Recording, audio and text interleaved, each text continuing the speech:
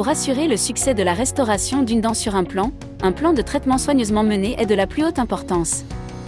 Les éléments essentiels d'un plan de traitement réussi comprennent la collecte d'informations sur le patient, des diagnostics préopératoires complets et la création de conditions optimales pour l'os et les tissus mous.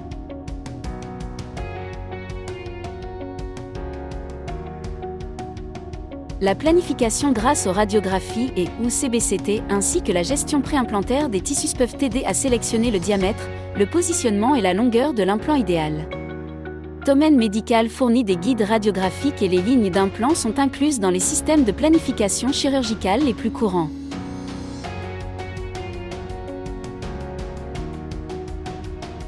Lors de la planification, il faut tenir compte du fait que l'épaulement de l'implant au niveau de l'os doit être positionné à au moins 1,5 mm de la racine de la dent naturelle adjacente. La distance minimale entre deux implants doit être de 3 mm au niveau de l'os.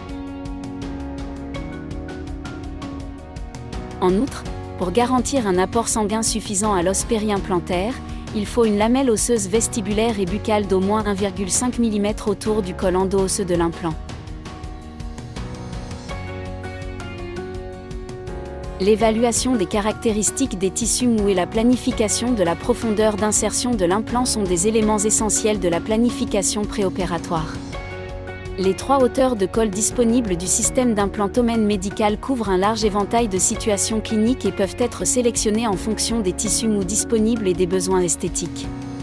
En fonction des caractéristiques individuelles du patient, il peut être indiqué de placer l'implant en position supracrestale, juxtacrestale ou sous-crestale.